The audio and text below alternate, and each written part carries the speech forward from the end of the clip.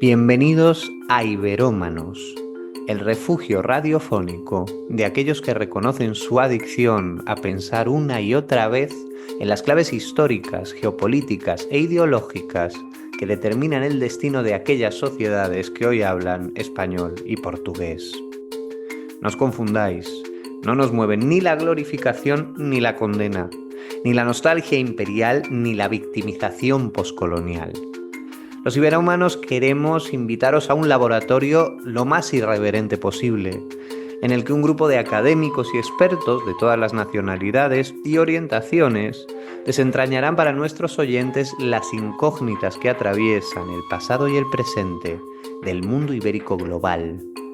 Nuestro primer móvil es la fascinación. Nos fascina, es verdad, el legado de los viejos imperios de España y Portugal, aquellos amasijos mundiales de cabildos, parroquias y privilegios corporativos, tapices improbables, urdidos a partir de violencias, de acuerdos, de clientelas, de leyes, de mercedes, de misas y de algunas hipocresías. Aquellas Babilonias católicas fueron parteras de cambios colosales en la historia del mundo. Más nos fascina aún su derrumbe y lo parecida que es en muchos sentidos la historia de las repúblicas latinoamericanas, de España, de Portugal o de Filipinas, tras su nacimiento como estados modernos. Liberalismos de vanguardia, corrupciones patológicas, herencias malqueridas, debilidades geoestratégicas, altares resilientes, utopías súbitas, mestizajes ambiguos, violencias calculadas, democracias hundidas, dictaduras, populismos, transiciones cuestionadas, diversidades indigestas e incertidumbres crónicas. ¿Cómo se fragua esta tragedia tan distante como compartida? ¿Por qué esa sensación contradictoria de mismidad, de atracción y de extrañeza ante los problemas que unen y que separan a los casi 600 millones de hispanohablantes y 265 millones de lusoparlantes que se reparten por el planeta? ¿Por qué estamos tan lejos y tan cerca? Este podcast explorará posibles respuestas a estas preguntas y muchas otras más.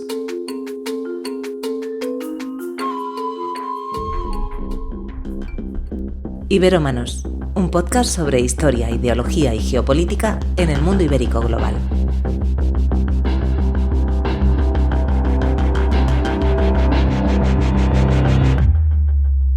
Con Rodrigo Escribano, investigador del Departamento de Historia Internacional y Global del CSIC. Hoy en conversación con la doctora Marcela Ternavasio de la Universidad de Buenos Aires y el doctor José María Portillo de la Universidad del País Vasco. En su novela titulada La campaña, Carlos Fuentes nos traslada a la Buenos Aires de 1810. Esa Buenos Aires que había prosperado merced al comercio transatlántico y a los pingües beneficios que dejaba el contrabando.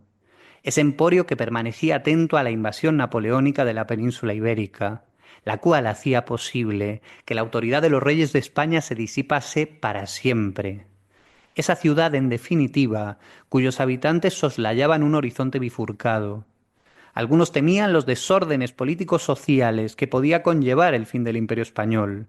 Otros especulaban, ilusionados, sobre cómo la independencia podía traer consigo un nuevo comienzo, un escenario de prosperidad librecambista, de igualitarismo, de libertad individual y de progreso. Carlos Fuentes centra la atención del lector en Baltasar Bustos, un joven estudiante de Derecho que trabaja en la Real Audiencia. Bustos, a pesar de ser el vástago de una familia de hacenderos y gauchos muy poco amigos de las novedades, se ha empapado de los ideales de la Ilustración radical. Alucinado con las doctrinas de Rousseau, cree firmemente que la emancipación del trono español derivará en un nuevo contrato social. Los americanos crearán repúblicas que responderán a los mandatos de la voluntad general, barriendo con las divisiones étnicas y económicas del antiguo régimen.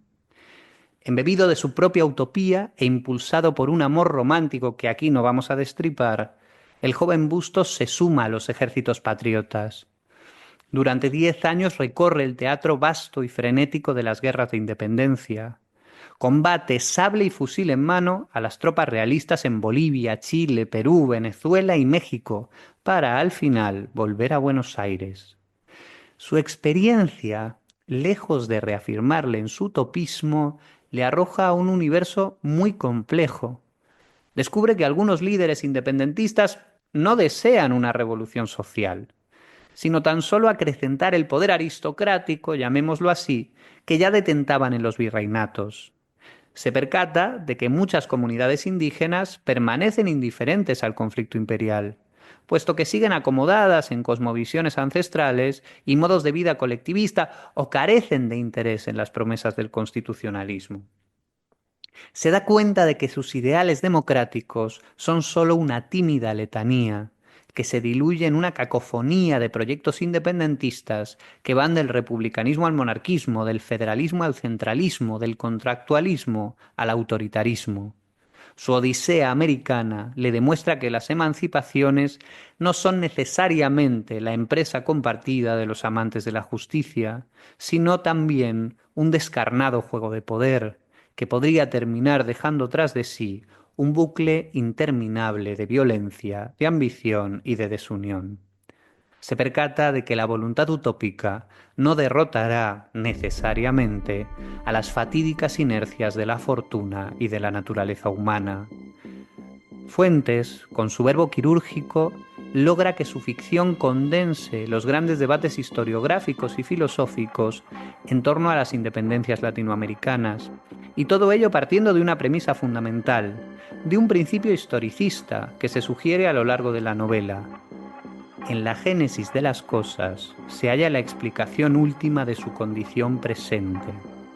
Para comprender de verdad los problemas que hoy aquejan a América Latina, España y Portugal, debemos entender los conflictos que les dieron partida de nacimiento como sociedades modernas. Hoy, amigos iberómanos, hablamos de las independencias latinoamericanas. El que les habla es Rodrigo Escribano, investigador del Departamento de Historia Internacional y Global del Instituto de Historia del Consejo Superior de Investigaciones Científicas de España. Su proyecto Marie Curie del programa Horizonte Europa, titulado Post Empire, patrocina este programa. Pero pocas luces podría arrojar yo, que a la postre solo soy un humilde presentador, sobre las densas tinieblas que envuelven a las revoluciones latinoamericanas de independencia. Me encuentro tan perdido por estos lares como el pobre Baltasar Bustos cuando dejó Buenos Aires para perseguir sus sueños y sus utopías. Hoy voy a necesitar la ayuda de dos personajes versados en las lides independentistas, de dos veteranos que están acostumbrados a lidiar con los Bolívares, los Argüelles y los San Martines. Les presento a la doctora Marcela Ternavasio del CONICET argentino y al doctor Chema Portillo de la Universidad del País Vasco. Hola a los dos, os presento brevemente. Marcela es profesora y licenciada en Historia por la Universidad Nacional de la República, máster en Ciencias Sociales por Flaxo y doctora en Historia por la Universidad de Buenos Aires con estudios postdoctorales en la Universidad de Harvard. Actualmente, como he dicho, es investigadora del CONICET y del Consejo de Investigaciones de la UNR. También es profesora titular ordinaria de Historia Argentina en varias universidades de la República. Muchos hemos aprendido enormemente de los procesos independentistas latinoamericanos, particularmente en el Cono Sur, leyendo sus libros. Y no solo de aquello que pasó, sino de lo que podría haber pasado, que también es muy interesante, ¿no? Porque Marcela no solamente es una historiadora con la vocación de reconstruir objetivamente los procesos que acaecieron, sino que también ha flirteado con todos aquellos proyectos que buscaron modernizar América Latina y que buscaron soluciones a la condición geopolítica y soberana de América Latina después de las guerras napoleónicas que no se llegaron a consumar. Esto lo trata muy particularmente y profundamente en el que creo que es su último libro, desde luego es el último que yo me he leído, que lo muestro aquí para hacer propaganda, que es Los Juegos de la Política, las independencias hispanoamericanas frente a la contrarrevolución. ¿Cómo estás, Marcela? ¿Qué tal? Hola Rodrigo, hola Chema Portillo, como le decimos nosotros a José María Portillo Valdés. Hola a todos los que nos están escuchando. Bienvenida. Bueno, te iba a preguntar así para abrir boca y que te conozcan un poco nuestros oyentes, ¿en qué andas ahora después de haber analizado en ese último libro las intentonas de reconquista de la corona española y también de la corona portuguesa y sus proyectos para intentar evitar las independencias republicanas? ¿En qué estás ahora? Mira, en dos grandes temas muy conectados, pero por un lado sigo trabajando e interesada en las cuestiones eh, de los monarquismos transatlánticos. Contigo, Rodrigo, con Portillo Valdés compartimos proyectos que están en marcha, por lo cual sigo pensando en esta primera mitad del siglo XIX, cómo operan estos proyectos y estas conexiones transatlánticas. Y por el otro volví sobre un viejo personaje que siempre me interesó y me inquietó, que es don Juan Manuel de Rosas, que sería una versión postindependentista de república plebiscitaria y autoritaria. Y estoy terminando de armar un libro sobre su voz, cómo se construye un liderazgo político, centrado, digamos, en su figura. Así que estoy ahí a dos aguas entre los monarquistas y los republicanos plebiscitarios. Eso suena divertidísimo. Ya vemos Es en lo muy que nos... divertido. Muy divertido, ¿no? Ya vemos en lo que nos estás diciendo cómo se relativizan estas fronteras o esta ecuación que tendemos a hacer anacrónicamente desde el siglo XXI entre republicanismo, democracia, ciudadanía universal, como en las independencias latinoamericanas, hispanoamericanas, llámense como se quiera, se están barajando múltiples opciones que son susceptibles a veces de combinar perfectamente el principio republicano con el voto censitario o el autoritarismo gubernamental. Y yo creo que es muy valioso que empecemos también a comprender cómo ha habido múltiples modernidades posibles pugnando por salir adelante, tanto en el mundo de habla hispana como en el mundo en general, porque nos enfrentamos hoy en día a una posmodernidad, a un horizonte en el siglo XXI que vuelve a revestir esta complejidad profunda, ¿no? Y tenemos que pensarlo desde esos marcos mucho más plásticos. En Precisamente efecto, otro, sí, ¿no? plasticidad de la República, tal La cual. plasticidad de la República. Bueno, ya tenemos ahí un concepto interesante, ¿no? Precisamente otro que también piensa las cosas desde la complejidad y la plasticidad es nuestro segundo invitado, como he dicho, Chema Portillo, catedrático del Departamento de Historia Contemporánea de la Universidad del País Vasco. Él ha sido previamente profesor también en las universidades de Chicago, en Colombia, con la Cátedra Hinojosa, en el Externado de Colombia, en el Colegio de México, en el Instituto José María Luis Mora, en la Universidad de Nevada, en Santiago de Compostela y en Georgetown. No voy a describir toda su amplia producción, como no lo he hecho con Marcela, porque estaríamos aquí toda la tarde, pero sí decir que también los lectores, al menos de mi generación, nos hemos formado en las culturas constitucionales que eclosionaron con el quiebre de la monarquía católica, de la monarquía de España, tanto en América como en Europa. Nos hemos formado con sus libros, que han, de alguna manera, articulado una mirada muy profunda respecto de cuáles eran las raíces ideológicas y jurídicas de esas propuestas de independencia, que no se restringían simplemente a las doctrinas del contrato social o a las ideas importadas de la Ilustración francesa o escocesa, sino que tenían también su raigambre en tradiciones políticas y en debates políticos que se venían fraguando en el largo y medio plazo, tanto en la propia América como en España, ¿no?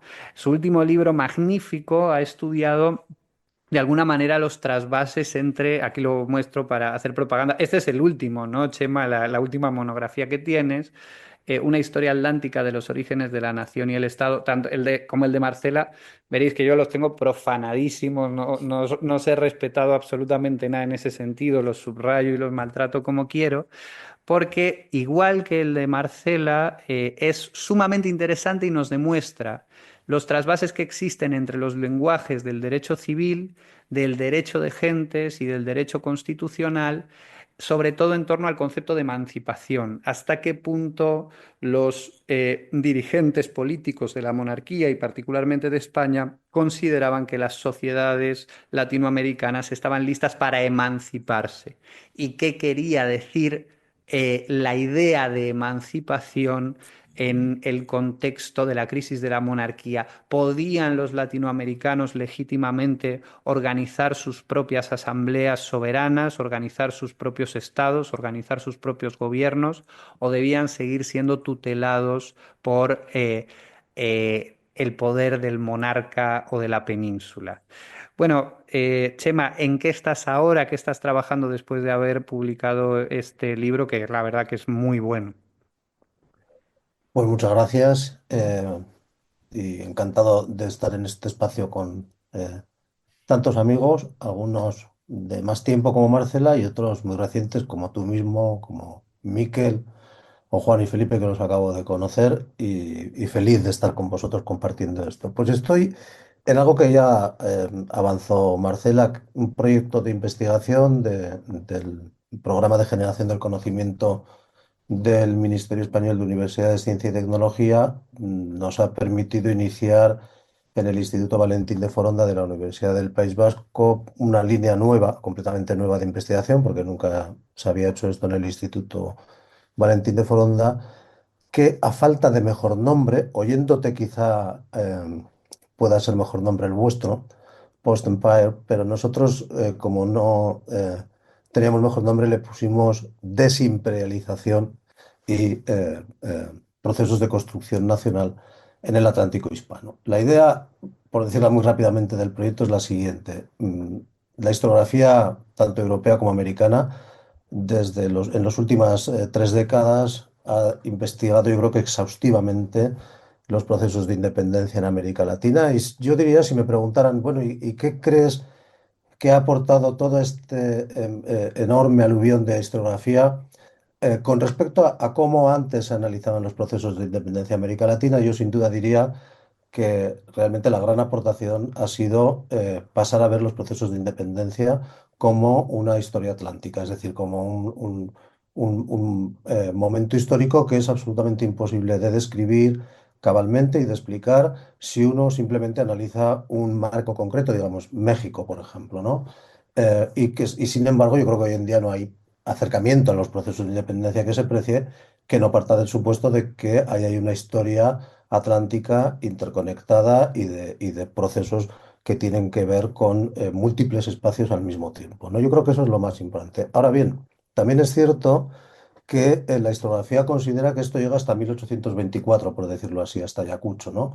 Pero que a partir de ahí los procesos históricos vuelven a ser otra vez nacionales y que son estrictamente nacionales. No falta algo de razón en esto, creo que algo de razón hay en ello por un motivo obvio, y es que efectivamente a partir de ahí es cuando se consolidan las diferentes naciones a las que da lugar la desintegración de la monarquía hispana. Sin embargo, nuestro proyecto de investigación quiere plantear lo siguiente. También a partir de ahí hay una historia atlántica que contar y creo que es muy interesante. Si construir un imperio es un proceso complejo y acumulativo, que en el caso de la monarquía española, pues parece que nunca llega a completarse del todo en los 300 años que tuvo de vigencia en América, deshacerlo yo creo que es todavía más.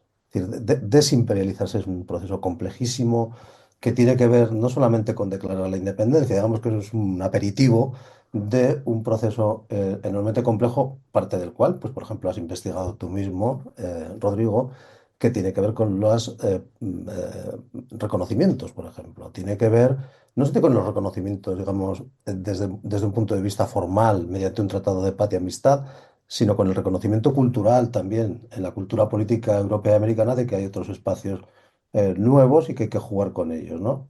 Implica también, como vio muy bien el libro el mencionado de Marcela, la posibilidad de imaginar no de imaginar en el sentido de fantasear, sino en el sentido de imaginar algo perfectamente posible y perfectamente plausible, que es la configuración de esos espacios de muy diferentes maneras, ¿no? Implica también la desimperialización, recomponer familias que han quedado de un sitio y de otro, patrimonios, recomponer relaciones cuando no existen relaciones diplomáticas estables. Es decir, es un proceso de una complejidad enorme. Entonces, nuestro proyecto trata simplemente de abrir boca al respecto, de llamar la atención de que hay un asunto historiográfico de primera magnitud y dentro de él, yo concretamente, de lo que me ocupo, Rodrigo, es de una parte muy pequeña, porque en realidad esto eh, lo hacen los investigadores y las investigadoras que están en el proyecto. Yo simplemente me voy a ocupar ahí de ver cómo comienza a jugar importancia a partir de los años 30, 40, 50 del siglo XIX, un concepto que luego en España va a dar muchísimo juego, tanto que está en nuestra Constitución, que es el concepto, la idea de nacionalidad. Eh, y esta idea comenzó a funcionar mucho más para referirse a América que para referirse a Cataluña, al País Vasco o cualquier otra parte de España. Una vez que América ya no era parte de España, es entonces cuando se despierta un interés inusitado, nunca visto antes, de los españoles por América, por la América hispana, ¿no? Es decir, hay un descubrimiento realmente de Hispanoamérica en el momento en que América deja de ser parte del Imperio Español, ¿no? Bueno, pues de eso es de lo que yo me estoy ocupando ahora, preferentemente. Cosa que es muy interesante y casi nos desmonta el programa en el sentido de que al final íbamos a hablar o vamos a hablar de las independencias como un momento puntual que se suele situar cronológicamente entre 1808 y 1824. Efectivamente, cuando acaba este periodo, podemos hablar de estados ya desvinculados de la vieja monarquía católica, pero una cosa es la independencia política y otra cosa es el fin de esas estructuras de poder, esas estructuras confesionales, esas estructuras familiares, como tú lo has dicho, que configuraban el imperio. Resulta que ahí nos encontramos con una historia muchísimo más larga. Además, igual que lo que ha dicho Marcela, ya hablándonos de esa plasticidad de las repúblicas y de los sistemas políticos, tiene importancia para el presente, ¿cómo no ha de tenerla esta idea de que los imperios cuesta mucho desmantelarlos y además en el contexto de esos procesos de eh, finalización, ruptura de la cultura imperial, pueden emerger conflictos? Hoy en día, los dos grandes desastres geopolíticos que vivimos en el mundo, la guerra ruso-ucraniana y el enfrentamiento de Israel con sus enemigos en la Franja de Gaza y en Cisjordania, oye, tienen que ver mucho con el legado de imperios que se quebraron y que no han dejado lugar a escenarios de paz donde se haya logrado consolidar una nueva cultura política o soberanías estables y reconocidas, ¿no? Con lo cual, tratar de entender cómo se desmantela ese imperio español en el largo plazo pueda ser muy útil para pensar en esos conflictos posimperiales que hoy presiden las vidas de Europa, de Asia y en general del globo. Así que ya pueden ver nuestros oyentes que aquí no estamos simplemente hablando del pasado como una pieza de coleccionista, sino que estamos hablando de aquello que un teórico de la historia como Zoltán Bolívar Simon llamaría un pasado vivo, un pasado presente. Escuchas Iberómanos, un podcast sobre historia, ideología y geopolítica en el mundo ibérico global. Con Rodrigo Escribano, investigador del Departamento de Historia Internacional y Global del CSIC. Locución: Isabel Fernández Morales. Producción: Unidad de Divulgación, Cultura Científica y Edición Digital del Centro de Ciencias Humanas y Sociales del CSIC.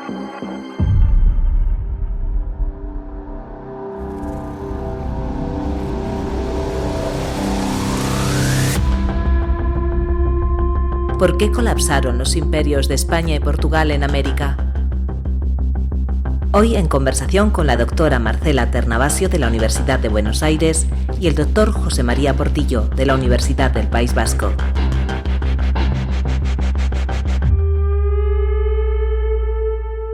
Bien, pues vamos a empezar la conversación sin más. Nos queda media hora, 40 minutos para hablar con calma y voy a arrojaros una pregunta y podéis contestar como os apetezca y en el orden que os apetezca. ¿Cuáles diríais vosotros que fueron las principales causas de las independencias latinoamericanas? Marcela? Bueno, comienzo con lo más elemental y es que el gran tema de las causas de las revoluciones e independencias latinoamericanas ha ocupado a historiadores, ensayistas, literatos y opinión pública desde que empezaron, yo diría, o culminaron las independencias.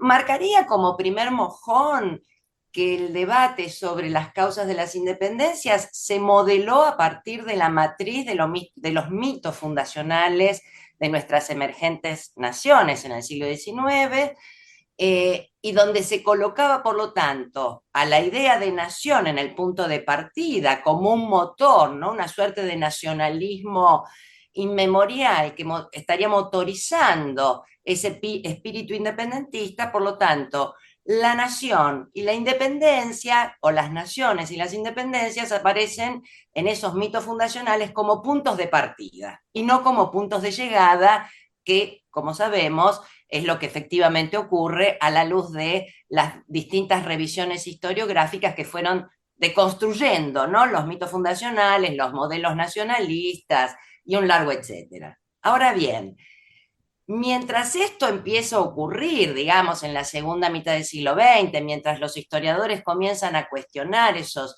viejos mitos y comienzan a revisar estas antiguas narrativas sobre las independencias y sus causas, aparecen, yo diría, y voy a sobresimplificar muchísimo para el público y que me entiendan cuál sería uno de los debates fuertes que yo creo que persiste hasta hoy acerca de las causas o factores que producen los desenlaces independentistas y revolucionarios.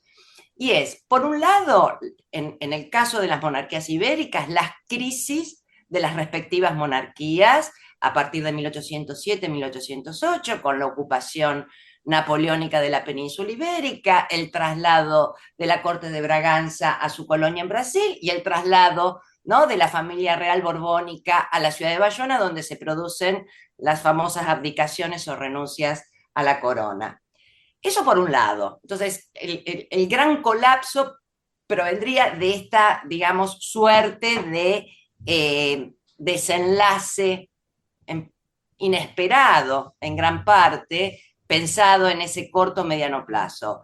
Por otro lado, los que miran el proceso más en clave social ponen el eje en la cuestión colonial, es decir, hasta qué punto las crisis monárquicas fueron los desencadenantes de algo que venía de muy atrás, y es precisamente, para decirlo también muy rápido, la experiencia de humillación colonial, ¿no? Entonces, en el sustrato del debate está, bueno, ¿qué papel darle a cada uno de estos factores o variables? En cualquier caso, yo diría que las independencias latinoamericanas, y ahora incorporo también a Haití, que es la que se independiza previamente en 1804, no están para nada disociadas a sus crisis imperiales y sus respectivas monarquías. Quiero decir, en el caso que termina siendo Haití y Saint-Domingue, la Revolución Francesa de 1789 desata un proceso transatlántico en donde va a ocupar una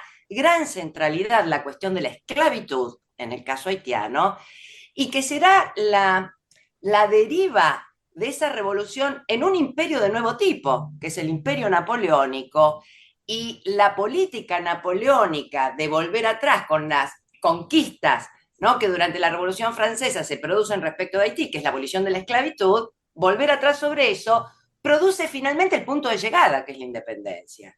En el caso hispano, no podemos desprenderlo, por supuesto, de la crisis de la monarquía de 1808, que, vuelvo a Portillo Valdés, provoca una inmediata federalización o un fideicomiso, ¿no?, de esa monarquía y del imperio, y que con distintos ritmos irá dando lugar a revoluciones que terminan, digamos, a partir de 1824 con la batalla de Ayacucho, con las independencias.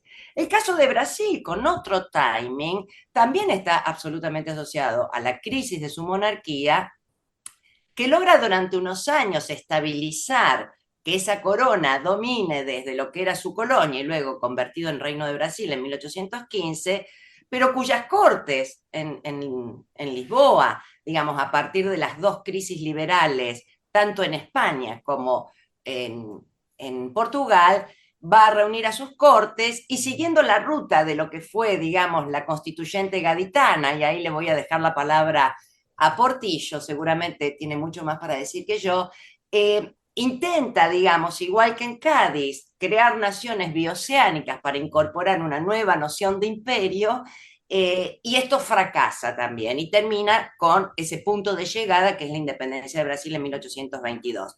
Cierro con esta idea. Las causas de la independencia yo creo que va a seguir siendo en el próximo siglo un motivo de debate siempre renovado, pero en este caso, más allá de las discusiones, no podemos sino asociarlos a lo que fueron las crisis de las respectivas monarquías y a las crisis imperiales que trajeron como consecuencia. Bueno, muy interesante. Parecía una pregunta aburrida y fácil, pero ya estamos viendo que no tiene nada ni de aburrido ni de fácil. Es verdad que es una pregunta que, como ha dicho Marcela, es controvertida necesariamente. ¿Por qué? Porque la legitimidad de muchos estados que todavía existen se fundamenta en la idea de que las independencias se realizaron por parte de naciones que ya preexistían a la crisis de esas monarquías, ¿no? Eh, y bueno, como todos los estados, incluida la propia España, que tiene su mito de la independencia con la guerra contra Napoleón, se precisan de estos relatos simplificadores que, de alguna manera, generan identidades más o menos unívocas. Pero ya vemos que la realidad histórica no tiende a compadecerse de estos relatos simplificadores. Chema, Marcela ha puesto varias variables sobre la mesa. ¿Qué opinas tú sobre esas causas de las independencias latinoamericanas? Bueno, como dices bien, Rodrigo, con Marcela nunca nada es ni aburrido ni previsible, ¿no? En la respuesta. Y creo que ella ha dado una respuesta muy bien articulada, muy cabal sobre lo que entiendo yo también que son las causas principales que llevan a un hecho realmente sorprendente, y es que el mundo que se conocía, digamos, en 1780, 1790, y esto lo podía se podía vivir en una vida, es decir, la biografía de muchas personas incluye este periodo, hacia 1840 eh, se parece muy poco. Ha cambiado radicalmente. Es decir, pensemos que hay personas que han logrado vivir esas décadas y han sido ni más ni menos que súbditos de al menos dos monarquías diferentes, en algunos lugares como México o como Brasil de tres. Han sido ciudadanos de una república. Han vivido en un imperio y han vivido en lo que luego llamaríamos un Estado-nación. Es decir, la intensidad del cambio es muchísima, ¿no? Para esas generaciones. Un libro reciente de Nathan Perl Rosenthal, que acaba de traducirse al español, La Era de las Revoluciones, explica precisamente todo ese periodo para todo el Atlántico euroamericano, precisamente con la idea de las dos generaciones que dieron lugar a ese proceso, ¿no? Y insistiendo muchísimo en ese proceso de cambio tan brutal que se da, ¿no? Yo si tuviera que resumir a Marcela, lo cual es difícil, para insistir o para enfatizar cuáles creo yo que son realmente los motores que llevan a ese cambio tan acelerado, que aceleran tanto en la historia de Occidente, diría que es fundamentalmente la crisis de los imperios. Es decir, Europa estaba articulada por una parte internamente en Europa en una serie de monarquías o de soberanías territoriales, casi todas ellas en forma de monarquía, algunas no, pero prácticamente todas sí, bien fuera con un monarca, con un príncipe, con algún tipo de soberano personal, articulaban el occidente desde el siglo XV, desde finales del siglo XV, principios del siglo XVI, articulan el orbe, lo que ellos entendían que era el orbe, desde el punto de vista de la cristianitas, ¿no? Es la cristianitas la que tiene que gestionar todo ese mundo, ¿no? Y la forma de gestionar la cristianitas, todo ese mundo amplio del occidente euroamericano y en parte asiático, es a través de estructuras imperiales, ¿no? Bien, el problema es cuándo estas estructuras imperiales dejan de funcionar correctamente y por qué dejan de funcionar correctamente, ¿no? Estas estructuras desde los años 60 del siglo XVIII comienzan a dar claras muestras de agotamiento por un motivo, porque están pensadas estas estructuras sobre la base de monarquías. Y las monarquías son estructuras dinásticas, que responden a un interés dinástico. Y este interés dinástico lleva a esas monarquías imperiales a enfrentamientos cada vez más intensos y cada vez más globales, ¿no? De hecho, la Guerra de los Siete Años, entre los años 50 y 60 del siglo XVIII, por muchos historiadores es vista precisamente como la Primera Guerra Mundial en ese sentido, ¿no? Es decir, es una guerra ya demasiado global. Esto tensiona enormemente la razón dinástica de esas monarquías, hasta el punto de que comienza a cuestionarse su viabilidad. Y sobre todo comienza a cuestionarse algo más importante con su viabilidad, y es su legitimidad. Es legítimo que sigan existiendo estas estructuras imperiales de monarquías europeas que ocupan todo el orbe occidental, ¿no? Esa pregunta es una pregunta fundamental que se empieza a realizar en América del Norte en los años 70 del siglo XVIII, pero que va a reproducirse muchísimo a partir de entonces en diferentes lugares, siempre a medida que estas estructuras imperiales den muestras de mal funcionamiento, de agotamiento, de que han llegado a su límite. Y en el caso de la monarquía española, si queremos encontrar un elemento muy simbólico de ello, pues yo diría que es la batalla de Trafalgar, ¿no? En la batalla de Trafalgar, un navío mastodóntico, gigantesco, como es el Santísima Trinidad, con ese nombre tan católico, es rápidamente liquidado por unos buques mucho más ágiles, más pequeños, pero más ágiles, mejor distribuidos, ocupan más espacio en el mar, pero están mucho mejor gestionados, ¿no? Es que en realidad esa batalla es casi un parangón del Imperio Británico basado sobre el mar, sobre el control de los circuitos comerciales, ¿no? Y el antiguo este Imperio Español, ¿no? De católico, ¿no? Y que realmente está lanzando una señal a sus coloniales clarísima. Esto va a dejar de funcionar en cualquier momento, ¿no? ¿Qué es lo importante? Algo que señaló Marcela también, y que realmente es muy característico de este proceso de crisis de la monarquía española y del Imperio Español, y por lo tanto del inicio de las independencias de la América Española. Y es que sí hay un intento bastante serio de reconstruir el tejido imperial. Y este intento de reconstruir el tejido imperial no proviene ahora de la monarquía, sino que va a provenir de un sujeto nuevo que surge en medio de la crisis de la monarquía precisamente, y que se llama Nación Española. La nación española no es la nación de la España que conocemos a partir de 1898, del final del siglo XIX, sino que es una nación de una enorme complejidad. ¿Por qué? Pues porque es una nación imperial, porque de lo que se trata es de reconstruir ese tejido imperial sobre la base no de una legitimidad dinástica, sino sobre la base de una legitimidad de la nación. Y se extiende una idea muy primaria, pero muy, muy, muy interesante también, y es... ¿y esa nación qué es? Bueno, pues es que lo dice ni más ni menos que el primer artículo de la Constitución, de la primera Constitución española, de la Constitución de Cádiz, ¿no? Es la reunión de todos los españoles de ambos hemisferios. Es decir, esa nación imperial está desde Filipinas hasta Buenos Aires, y desde Bilbao hasta Ciudad de México, ¿no? Es decir, ocupa todo lo que antes ocupaba la monarquía, pero su legitimidad es nueva. Su legitimidad no es la dinastía, ya no hay un interés dinástico detrás de ese imperio, sino nacional. ¿Cuál es el problema de esta eh, transformación constitucional que se produce en 1812?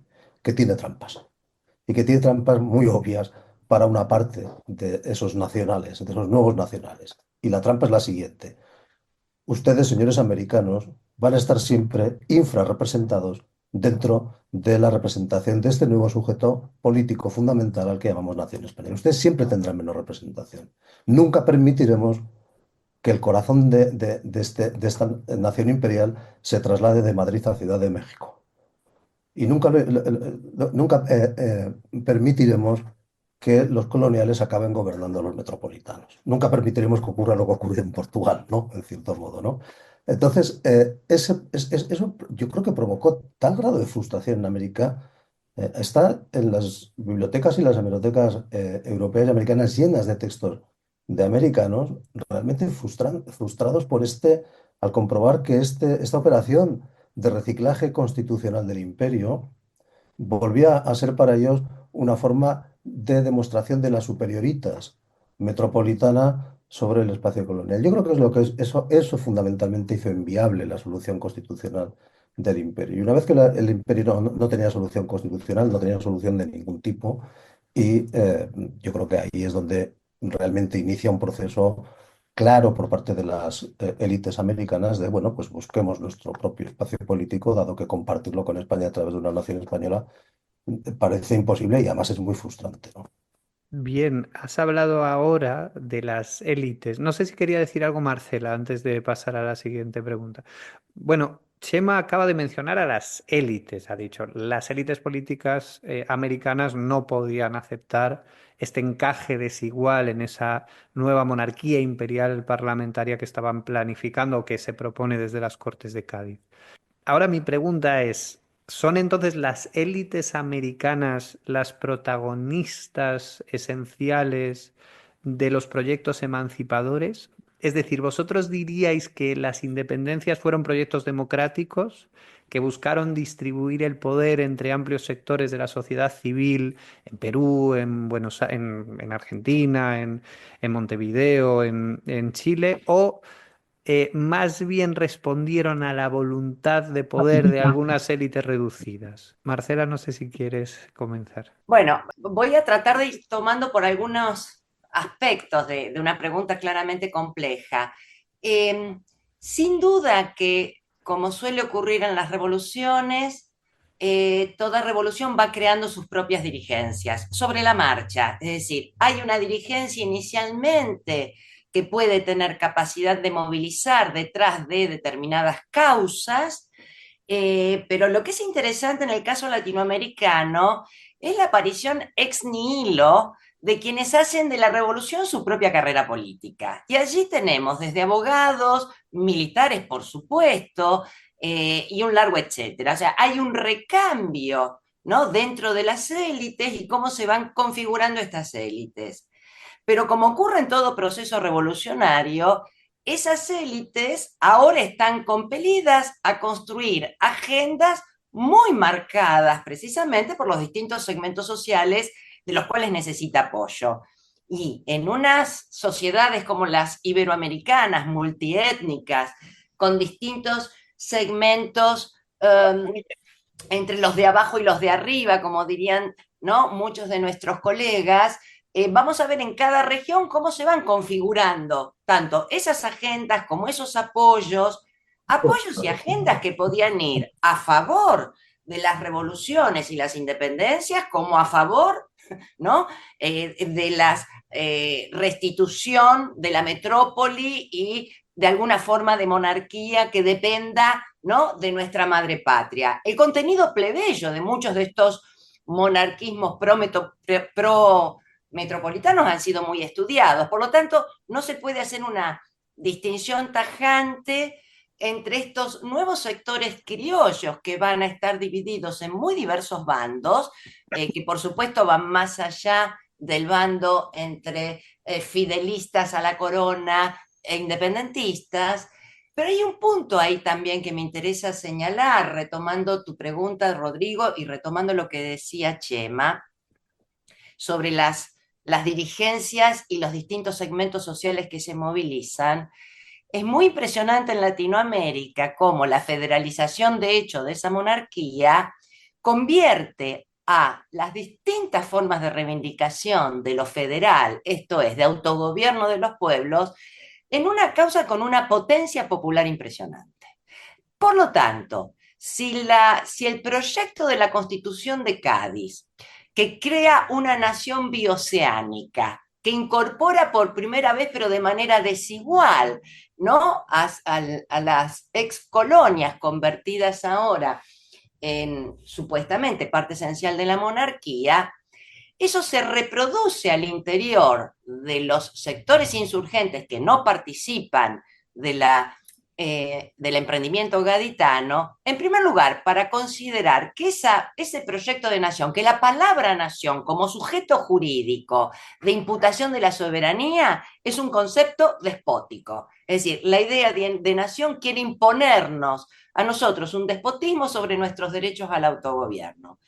Pero esto se reproduce al interior de los distintos proyectos que disputan en las regiones que quieren organizar su autogobierno entre los proyectos centralistas y los proyectos federales. Y como sabemos, por lo general, a los proyectos centralistas que quieren imponer una idea de nación única e indivisible, les cuesta mucho tener el poder de movilización que logran en diversas regiones estas distintas causas del federalismo. Entonces, eso me parece interesante.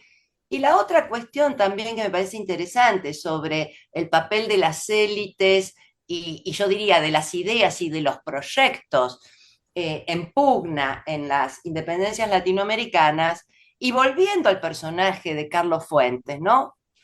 Eh, al de Bustos, lo que vemos es muchas trayectorias dirigenciales, ya sea desde las letras hacia las armas, que generan un profundo desencanto en la trayectoria misma de los procesos revolucionarios independentistas. Por supuesto que el ejemplo clarísimo es don Simón Bolívar, ¿sí? ¿No? Que al final de sus días se lamenta de estos pueblos que ha liberado, como se lamentará San Martín en su ostracismo voluntario en Francia, esperando un reconocimiento glorioso a su gesta que llegará tarde para él o para sus ambiciones, pero uno podría pensar que el personaje de Bustos se parece bastante a don Bernardo de Monteagudo. Es decir, Bernardo de Monteagudo, que acompaña, ¿no?, en su segunda vida a los ejércitos sanmartinianos y se convertirá en lo que podríamos llamar el monje negro de San Martín, comienza su carrera en Buenos Aires siendo un publicista, un radical,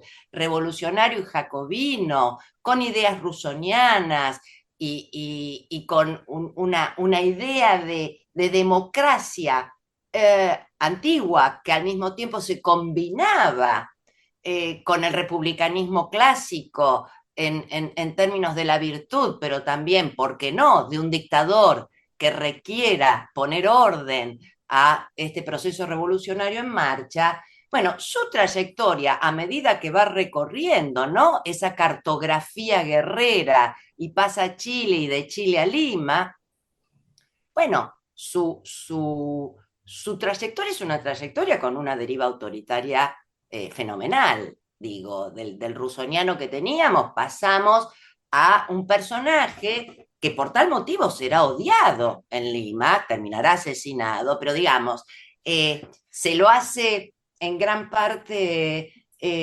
responsable de la deriva autoritaria de San Martín. A mí me parece exagerado en algunas de las versiones esto. San Martín tenía sus propias ideas de orden muy similares, pero lo cierto es que en esas trayectorias podemos ver también cómo van cambiando sobre la marcha y cómo se van disputando todos estos proyectos. Ahora, más allá de todas las continuidades, de las disputas de proyectos que van desde lo más radical a lo más reaccionario, del federalismo al centralismo, del monarquismo al republicanismo, sin duda que las revoluciones y la independencia traen un cambio formidable, ¿no?, a escala global. Es el primer gran experimento en Hispanoamérica republicano y vuelvo a la plasticidad de la república. Lo que vendrá después son ensayos republicanos que van a tener derivas radicales, derivas liberales y derivas autoritarias dentro de un marco republicano y democrático. Y cuando los exiliados, por ejemplo, del Río de la Plata, en la República de Juan Manuel de Rosas, miran desde Río de Janeiro la experiencia brasileña de monarquía constitucional, dirán, bueno, en realidad es acá donde existe la verdadera democracia, en la monarquía, no en aquella república que nos ha echado de nuestro territorio por no tolerar el disenso. Entonces, me parece que, en efecto, la expansión de la participación política, de la ciudadanía en armas, de la ciudadanía a través del voto, con todos los paréntesis que le podamos poner, implicó un cambio rotundo, más allá de las continuidades en los planos jurídicos o social, de cuestiones que sin duda tienen que ver con el antiguo régimen. Fascinante. Chema, no sé si querías comentar algo. Bueno, yo creo de nuevo que podrías haber traído solo a Marcela, porque la verdad es que cuando ella habla yo no hago más que decir que sí con la cabeza porque sería precisamente lo que yo respondería a tus preguntas. Añadiría simplemente, por lo que preguntabas de las élites, nada, dos pinceladas muy breves. En primer lugar, sí, obviamente es un gobierno de élites, yo diría que como cualquier gobierno de la humanidad yo diría que siempre, ¿no? Pero por lo menos hasta tiempos muy recientes, es decir, el gobierno siempre es un gobierno de élites, ¿no? La cuestión está en que las élites se reconforman en este periodo. En este periodo que va desde finales del 18 hasta los años 40 del siglo XIX, las élites han cambiado, ¿no? Es decir, esto lo podemos ver también en la propia historia interior de España, ¿no? Si uno echa la vista a quiénes son quienes dirigen la política española en los años 40, 50 del siglo XIX, no tiene nada que ver con quienes dirigían la política española de Carlos III y de Carlos IV, ¿no? Las élites han cambiado, ¿no? Y esa renovación en las élites, en esa renovación de las élites hay aspectos muy interesantes que sí los trae esta nueva dinámica que se produce con las revoluciones. Por ejemplo, la entrada en esas élites de sujetos que nunca habrían entrado o habría sido muy difícil que entraran anteriormente, ¿no?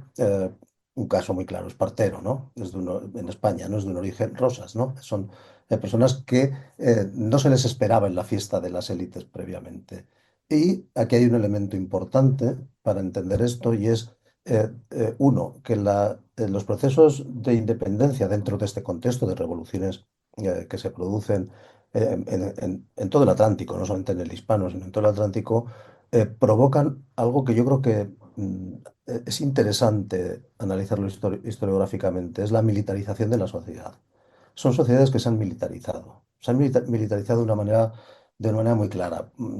Los ejércitos no pueden ya funcionar, eh, no lo pueden hacer ya a finales del siglo XVIII, mucho menos a principios del siglo XIX, con toda esta serie de guerras, este amplio ciclo revolucionario que llega precisamente hasta los años 40, no pueden funcionar con el sistema tradicional que combinaba los soldados de enganche con soldados por conscripción, ¿no? Es decir, estas guerras necesitan a la sociedad eh, peleando, ¿no? Y esto significa una militarización intensísima, es decir, hay armas, hay soldados en todas las familias, hay soldados en todos los pueblos, hay militares por todas partes, ¿no? Y esto permite también un ascenso social a través de la milicia y a través del ejército de sectores sociales que antes no habrían podido lograr nunca ese tipo de ascenso. Militarizan en las sociedades americanas, que son mucho más complejas que la sociedad española y europea, militarizan también las castas, militarizan a los indígenas, ¿no? A muchos pueblos indígenas, es decir, la militarización es muy generalizada. Dos, hay un proceso de lo que Antonio Anino llamó en su momento, luego se discutió muchísimo sobre eso, una ruralización de la política. Y si esto parece excesivo, por lo menos lo que sí hay es una descentralización de la política de la corte hacia otros espacios, ¿no? Del espectro territorial, sea de la monarquía, sea de un espacio republicano americano. Es decir, empieza a ser significativo políticamente también Puebla, o empieza a ser significativo también Zacatecas, o lugares que antes políticamente eran muy poco significativos. De hecho, ahí se puede iniciar una revolución que acabe llevando al poder nacional a nuevas élites procedentes, en muchos casos, de estos sectores populares que han ido ascendiendo a través del ejército, ¿no? Y otro factor importante que yo creo que también deberíamos tener en cuenta cuando hablamos de esta cuestión es, sí, la conducción de la política, digamos, en el sentido de quiénes hacen las constituciones, quiénes gobiernan, además, obviamente es de las élites y de un tipo muy concreto de élites de manera más habitual, es decir, de los criollos, ¿no? Para entendernos.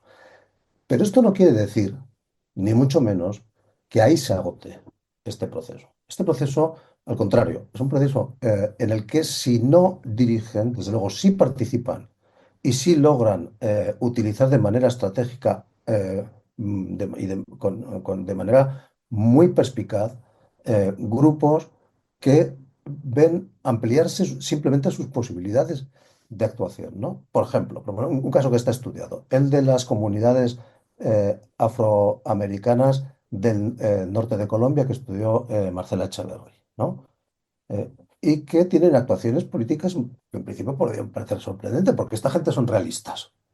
Bueno, son realistas por una respuesta tan simple como que les conviene.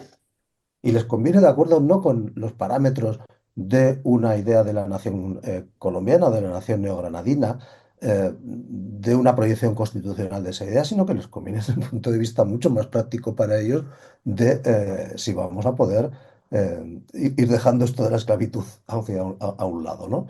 Entonces, este tipo de actuaciones en los procesos revolucionarios, los procesos de independencia, creo que son muy interesantes. De hecho, diré que creo que las historiografías más recientes, no las de mi generación, que nos ocupamos más, pues precisamente de las élites, ¿no? Rodrigo, sino los historiadores más jóvenes a esto le prestan muchísima más atención y con razón, porque son procesos, parte del proceso histórico que, sin embargo, de la otra manera quedan bastante desatendidos, pero son, ya digo, son de un enorme interés, ¿eh? Porque son actuaciones dentro del proceso de independencia muy importantes, ¿eh?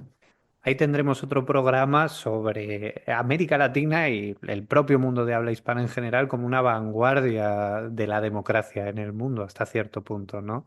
Puede que no de una democracia de tipo liberal representativo, estable, homologable a los Estados Unidos, pero sí de formas de democratización que incluso llegan a cuotas de participación más elevada, que esto Hilda Sábato, James Sanders también han contribuido mucho.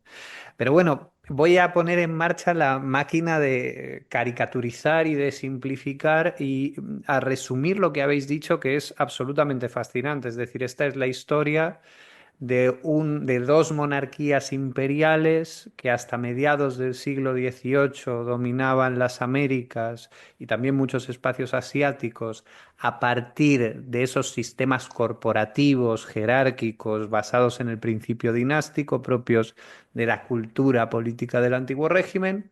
Cuando este sistema dinástico y confesional empieza a entrar en crisis, en una crisis global que golpea particularmente a sus centros, empieza a ser ineficaz, empieza a percibirse como, como injusto en términos de la distribución del poder, y llegan las guerras napoleónicas, se quiebra desde sus centros, ¿no? Y entonces, ¿qué tenemos? Que esa vieja monarquía española pierde el centro articulador de la corona y los antiguos centros de poder local, las ciudades de la monarquía, tanto en América como en España, convocan juntas que se convierten en el órgano legítimo de poder.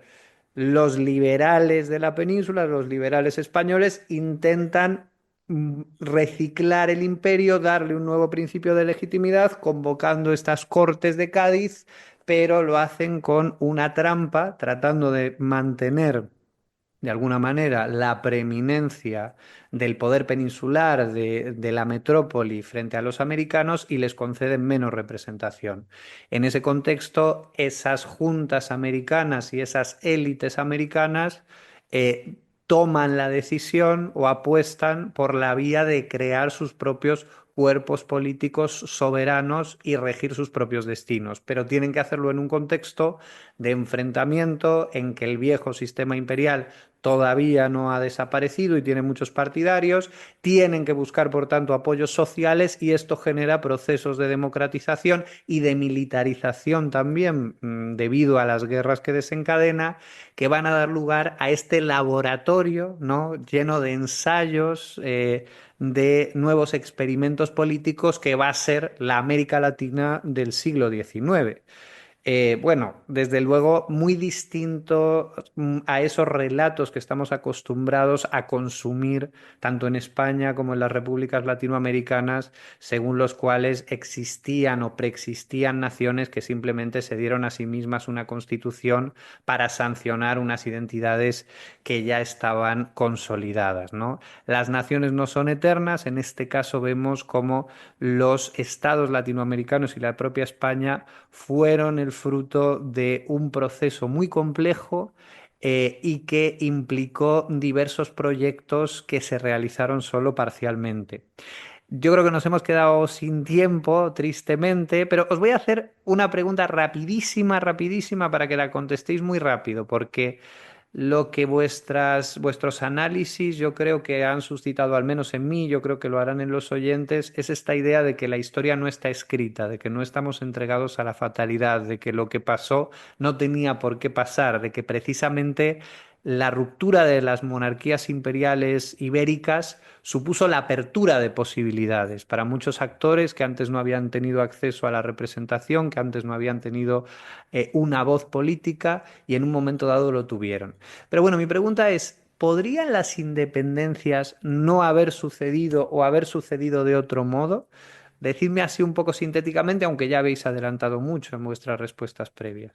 Yo le voy a robar la idea a Chema Portillo, que seguramente él podrá desarrollarla mejor. Es decir, ¿por qué no cuajó o no cuajaron los proyectos de naciones bioceánicas tanto en el mundo hispánico como en Portugal? Algo que, como bien dice Chema, tuvieron a la mano el Imperio Británico y luego la Francia y no lo ensayaron, ¿no? Entonces, ahora, uno podría decir con el diario del lunes, ceguera de los liberales, ¿no? Por lo que Chema acaba de explicar. A una ceguera que podemos continuar de manera más recalcitrante, ceguera de Fernando VII cuando es restaurado en el trono y declara la guerra de alta intensidad a toda América para la reconquista. Bueno, en ese marco se podría pensar contrafácticamente que podría haber surgido algún sistema mixto en donde, en efecto, lo que incorporaba primero las Cortes de Cádiz en las zonas centrales del imperio y dejar sobrevivir a las zonas marginales de ese imperio que estaban con sus causas independentistas. Pero bueno, como digo, siempre con el diario del lunes es más fácil hablar de cegueras y hay que ponerle el cuerpo, ¿no? Cuando se está haciendo política y haciendo la guerra. Pues yo para responder, como has pedido muy rápidamente a tu pregunta, Rodrigo, diría sí. Claro que podría haber sido de otra manera, de varias maneras diferentes.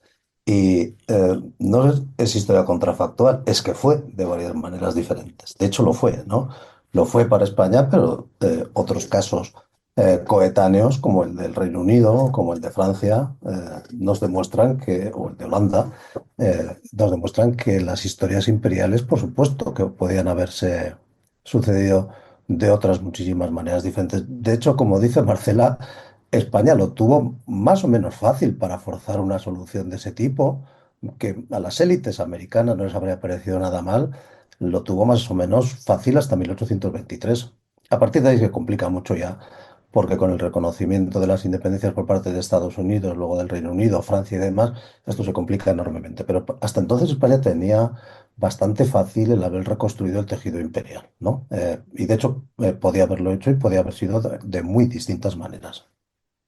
Muy interesante. Si uno consulta autobiografías de algunos diputados y gobernantes que participaron de los gabinetes liberales durante las Cortes de Cádiz y luego durante las Cortes de Madrid entre 1820 y 1823, había mucho arrepentimiento en esos peninsulares, ¿no? Si uno se lee el texto, los apuntes autobiográficos de Argüelles, de Antonio Alcalá Galiano, de Martínez de la Rosa, casi siempre surge este lamento: ay, ¿por qué no transigimos con la posibilidad de una suerte de independencia o autonomía pactada, creando tronos autónomos en América con sus propios sistemas parlamentarios y simplemente con una unión interdinástica y comercial laxa que nos hubiera permitido algo así como una Commonwealth hispánica?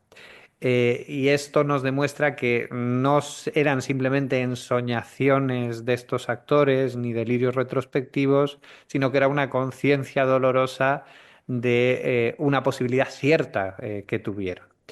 Bien, pues con esto vamos a cerrar el programa. Yo creo que ha sido una primera sesión magnífica de Iberómanos que demuestra muy bien aquello que aspiramos, a capturar mitos que siguen circulando respecto del pasado compartido de España, de América Latina, de Filipinas y de Portugal. Y mostrar la pobreza de dichos mitos, bucear en las aguas del pasado y encontrarnos con esos arrecifes llenos de eventos inesperados, de complejidad y de riqueza.